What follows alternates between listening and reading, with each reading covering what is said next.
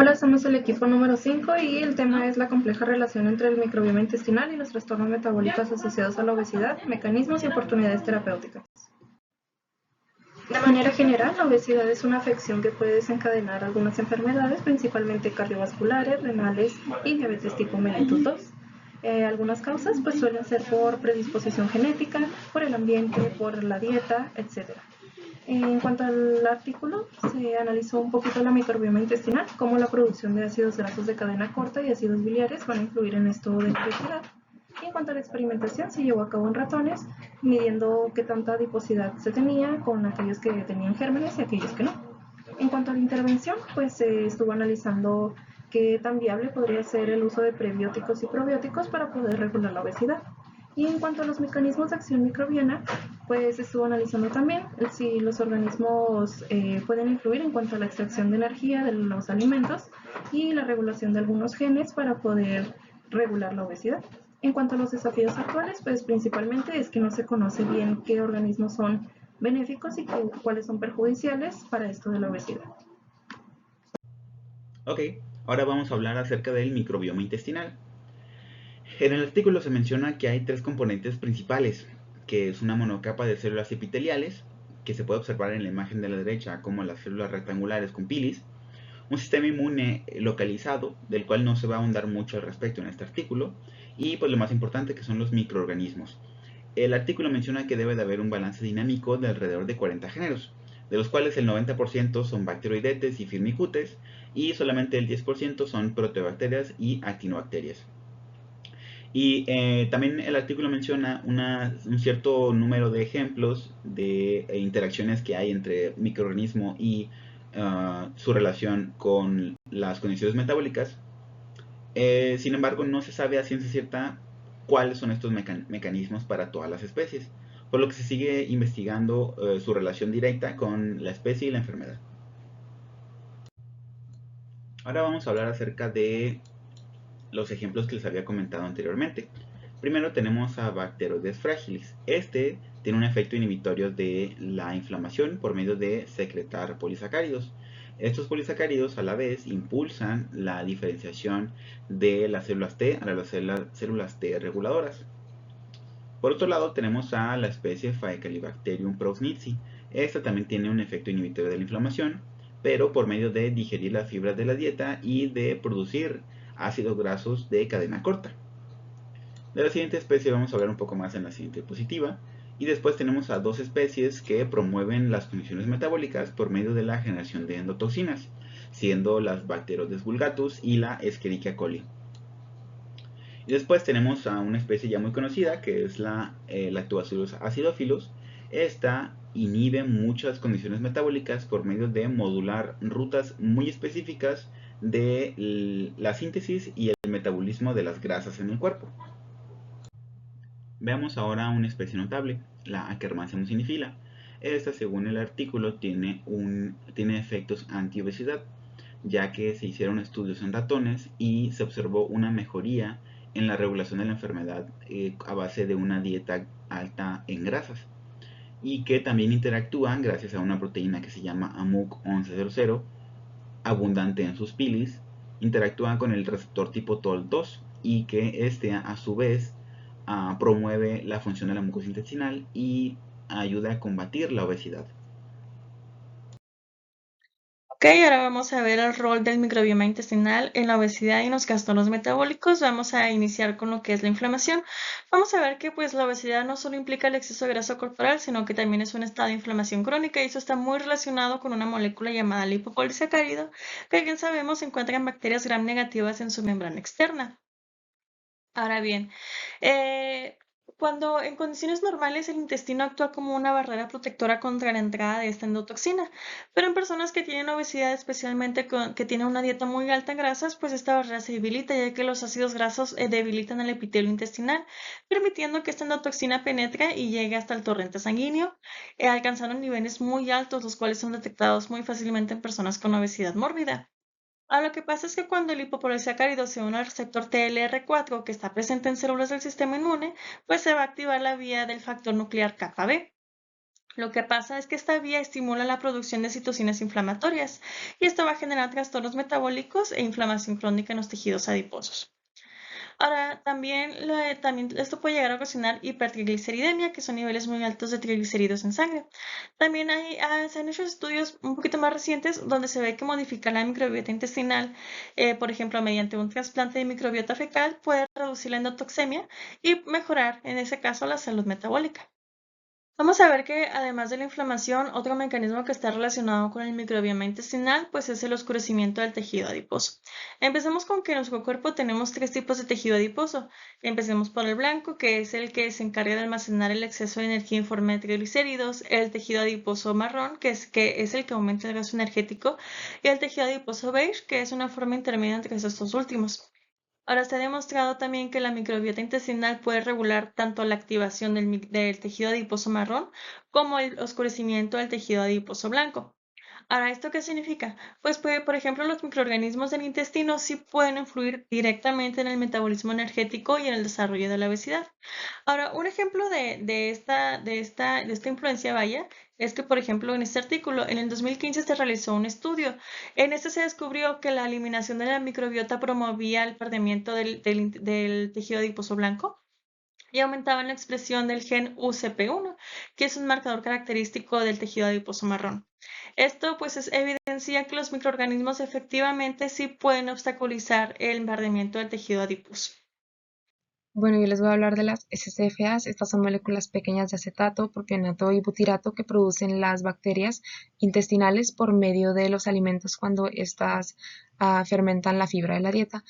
Algunas de sus funciones es que regulan el metabolismo de la glucosa y de los lípidos, también van a estimular la secreción de la insulina y de hormonas incretinas, que estas van a ayudar a controlar los niveles de azúcar en sangre. También cuando hay muchas de estas SCFAs, pues que es más común en personas con obesidad, se va a extraer más energía de los alimentos y también se va a almacenar más grasa, por ende pues va a derivar en un aumento de peso.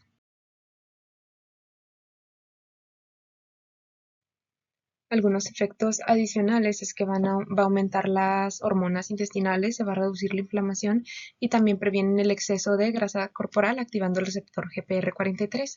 Estos SCFAs pues van a mantener la permeabilidad intestinal, es decir, que van a ayudar a que la barrera intestinal sea firme y también cuando se activa el GPR43, que es este receptor, pues va a regular cómo las células van a almacenar esa energía y cómo se va a utilizar. Bien, ahora vamos a hablar de los aminoácidos y sus metabolitos derivados, como la fenilacetilglutamina, el sulfato de indoxilo y el sulfato de pecresol. Bueno, estos son compuestos formados en el intestino cuando las bacterias degradan aminoácidos. También se menciona el MIR-181 en el artículo, que este va a controlar los genes relacionados con la inflamación y con el metabolismo energético. También se menciona el WAT, que es el tejido adiposo blanco, y bueno, cuando el microbioma se altera, se produce la inflamación en este y la resistencia a la insulina y también así una mayor acumulación de grasa. También cuando hay un equilibrio del microbioma, pues en estos metabolitos se va a mantener un nivel normal del MIR-181 y se va a conservar la homeostasis metabólica. En esta sección abordaremos algunas estrategias terapéuticas orientadas a la modulación del microbioma intestinal, con el propósito principal de prevenir o tratar la obesidad y algunos otros trastornos metabólicos asociados a esta enfermedad, en donde principalmente el fundamento es establecer una eubiosis intestinal llamada, que en resumen es el equilibrio, buscar este equilibrio funcional en un ecosistema microbiano que se ve alterado comúnmente por la dieta en esta condición.